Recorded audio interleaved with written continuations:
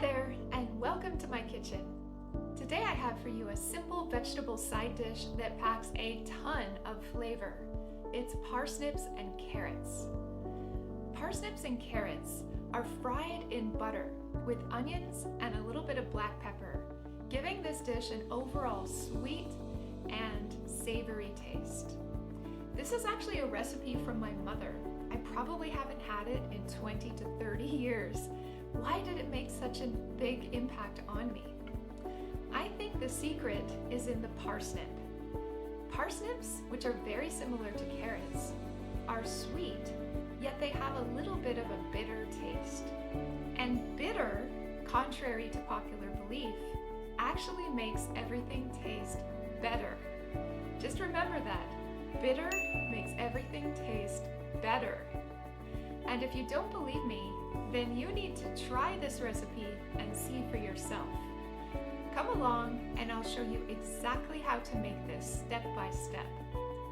Parsnip, carrot.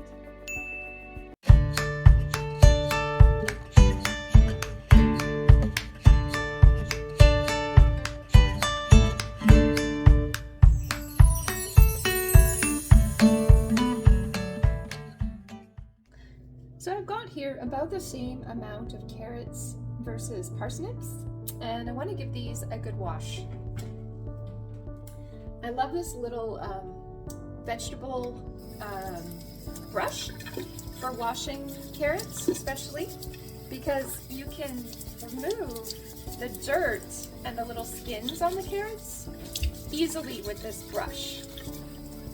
So giving it a nice little brush. It's also very satisfying because it brightens up the carrots, making them nice and bright. It means that you don't have to peel off all the nutrition in the skin, but you're still removing the dirt. So just finishing that up. I'm washing the parsnips, but I am actually going to peel the parsnips because their skins are a little bit rougher or thicker than the carrots. So I'm going to wash it first though, just so that it doesn't get my cutting board dirty. Okay, so these are the main ingredients in this recipe. Very simple: carrots, parsnips, onion, and then salt and pepper. We're going to saute the vegetables in some ghee, and that's it. So I'm going to show you how to do this. I've tried to select about the same amount of parsnips and carrots, but feel free to change up the ratios. Maybe you just put one parsnip with more carrots, depending on your preferences. And so I think the first thing here is just to peel these parsnips, and then we'll do the chopping. So I do like to peel parsnips. Their skin is quite rough. And by the way, you might be wondering, what do parsnips taste like? They look like carrots. They are sweet. I would say they're sweeter than carrots. Yeah, overall, I would say they're very sweet. Energetically, they're supposed to be bitter, but I really don't taste the bitter. I find them very sweet, personally. And in terms of taste, they're in the bland category. So they don't really have a strong taste. They're fairly mild. But if you had to give it a taste, I would describe it something like celery, actually. Something like celery, but milder. So if you've ever tried the celery root, celeriac, I would say it tastes similar to that. But texture-wise, it's very, very similar to carrots. Very similar. And I'm just remembering that my mom pointed out that the parsnip cooks a little bit faster than the carrots. So I'm slicing the parsnip at a certain thickness here. You can see compared to my finger. And we'll slice the carrots a little bit thinner. That way they'll both cook at around the same rate. I think I've got about 1.5 cups here. Now we'll do the carrots.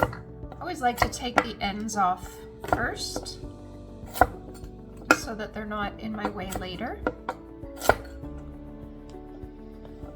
And I think I'll do this one first. So I want to slice it thinner than the parsnips. So give it a nice thin slice, and we're slicing on the diagonal. Now notice that these carrots are fairly thin. Once you get to the bigger part of it, you can slice it in half, and that allows you to then keep your carrot pieces smaller. So I'm doing that. Also makes it really easy to chop. We are going to put these in at the same time, so don't worry about keeping them separate.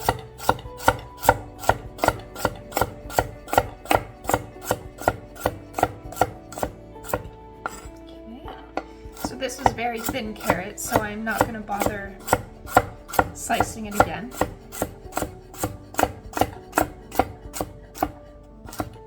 Okay. So looks like, yeah, it's pretty even. I might have a touch more carrots here. There we go. And then next we'll do, let me move that over. Next we'll do the onion. So for the onion, I'm going to use just a tiny amount. When it comes to onion, I tend to go with what I'm in the mood for, because onions have a dulling quality on the mind, and they do have some pungency. They also have some sweet taste when they're cooked.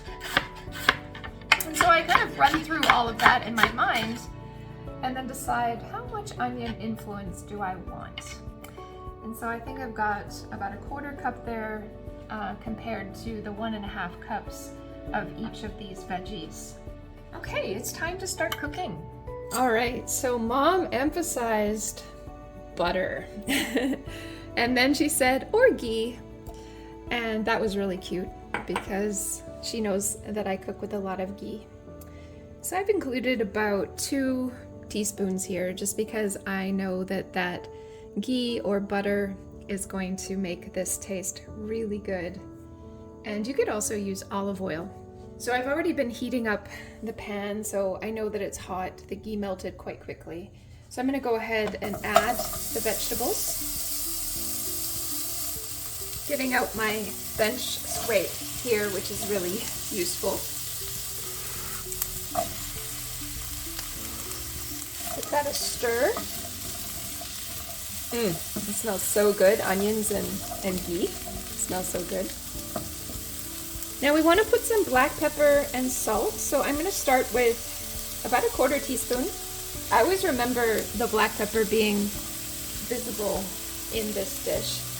I asked my mom about it, whether she used extra, and she didn't really relate that. She was probably just using her intuition, because the black pepper is going to help add digestibility to the sweetness of the vegetables. So I'm just stirring that in really nicely. And then we're going to add a touch of water. So I'm adding about a tablespoon of water and covering it.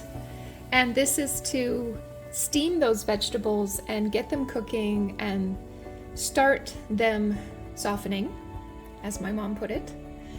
And then after we see those vegetables start cooking, we're going to remove the lid and brown them up on low heat. So my mom emphasized that those parsnips taste really good when they're lightly browned or even medium brown. So let's see how we can get the browning on there and have them really yummy, sweet, and tasty. Let's give it a stir after about a minute or so. Yeah. You can already feel that they're starting to soften. Give it 1 more minute. So I'm going to say about 3-4 minutes in total. All right, so lid's off. Water is almost evaporated.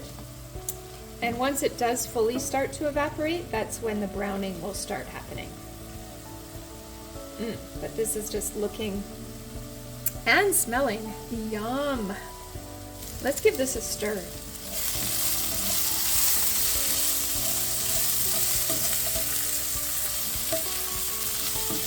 So we can see that browning has begun.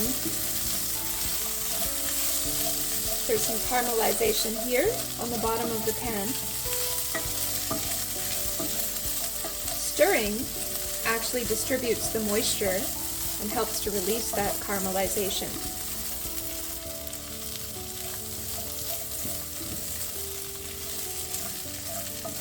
The higher the heat, the faster the caramelization.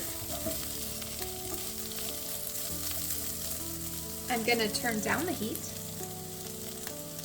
to slow it, and I want to build a softer caramelization. And the way I'm going to do that is create a nice thin layer on the bottom of the sauté pan so that more of the vegetables are in contact with the bottom of the pan.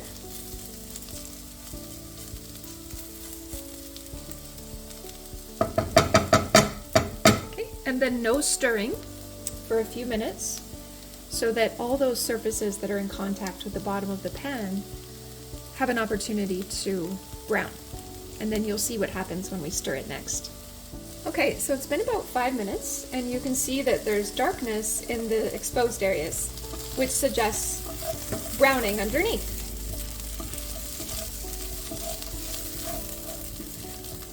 Now, there's not been a whole lot, and that's because my pan isn't particularly nonstick. Oh, pan. Also because I turned it down so much. So what we can do here, what I can do, is add just a touch of water. Add just a touch of water to release that browning. See how much that water releases it? And add a little bit more.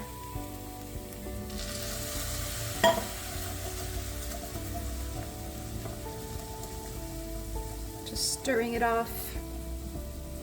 There we go. Now I'm going to provide I'm going to create, I should say, one last layer. I'm comfortable now that it's not going to burn. One last layer there.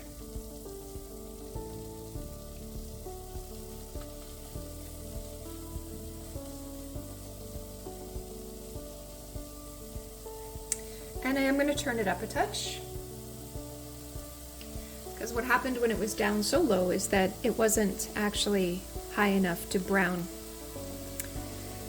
So there we go. Let's just give it 5 more minutes. So these vegetables are getting really well cooked. Let me taste. Ah, that was hot. Let me taste one.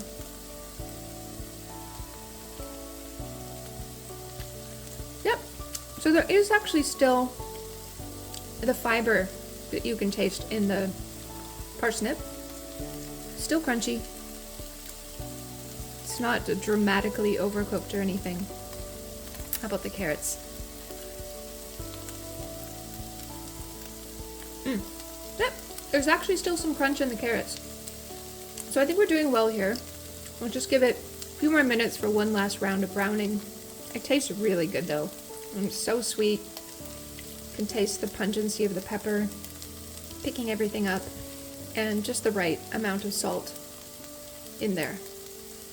So I'm really excited to have this. All right, here we are. The final hurrah. The wonderful caramelization that my mom loves so much. And you're gonna get more of it if you use a true non-stick pan. But we're gonna call that done. We're gonna call that done. Yum, yum, yum.